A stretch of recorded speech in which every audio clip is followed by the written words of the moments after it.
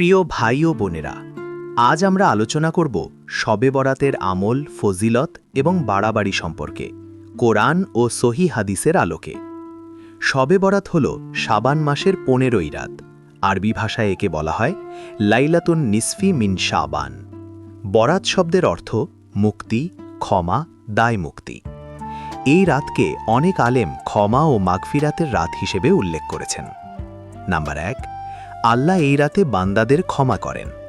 রাসূল সাল্লাল্লাহু আলাইহি ওয়াসাল্লাম বলেছেন, আল্লাহ তাআলা শাবানের মধ্যরাতে তার সৃষ্টির প্রতি দৃষ্টি দেন এবং মুশরিক ও হিংসা পোষণকারী ছাড়া সবাইকে ক্ষমা করে দেন। নাম্বার ২, এই রাতে দোয়া কবুল হয়। হাদিসে এসেছে, এই রাতে আল্লাহ বলেন, কেউ কি ক্ষমা চাইবে, আমি তাকে ক্ষমা করব। কেউ কি রিজিক চাইবে, আমি তাকে রিজিক দেব।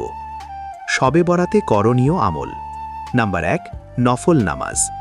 যে কোনো সংখ্যা রাকাত, ২ রাকাত করে যত ইচ্ছা।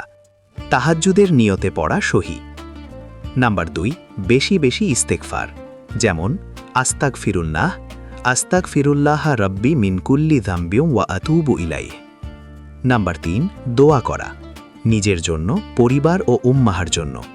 গুনাহ মাফের দোয়া, হেদায়েতের দোয়া, রিজিক ও সুস্থতার দোয়া। নিজের ভাষায় দোয়া করাই উত্তম।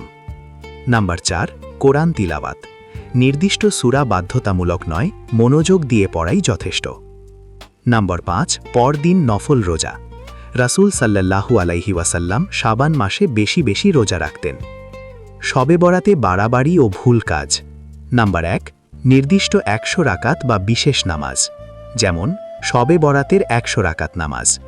এতে প্রতিটি রাকাতে নির্দিষ্ট সূরা বাধ্য করা। নাম্বার ২, আতশবাজি, ফানুস বা বাজি ফোটানো। এটা ইবাদত নয়, অর্থ অপচয়। নাম্বার ৩, কবরস্থানে নির্দিষ্ট রাতে উৎসবের মতো জড়ো হওয়া। কবর জিয়ারত সব সময় জায়েজ, কিন্তু বিশেষ রাতের নিয়ম বানানো নেই। নাম্বার ৪, হালুয়া বা রুটি বানানোকে ইবাদত মনে করা। খাবার বানানো ঠিক আছে, কিন্তু এটি দিনের অংশ নয়। নাম্বার ৫, ভাগ্য লেখা চূড়ান্ত হয়ে যাওয়ার বিশ্বাস। কোরআন অনুযায়ী চূড়ান্ত তাকদির লেখা হয় লাইলাতুল কদরে। শবে বরাত হল ক্ষমা ও দুয়ার রাত, তাকদির চূড়ান্ত নির্ধারণের রাত নয়।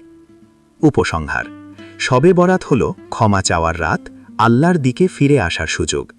কিন্তু বাড়াবাড়ি নয়, বিদাত নয়, লোক দেখানো ইবাদত নয়। কম আমল প্লাস সহি আমল গ্রেটার দ্যান বেশি আমল প্লাস ভুল আমল।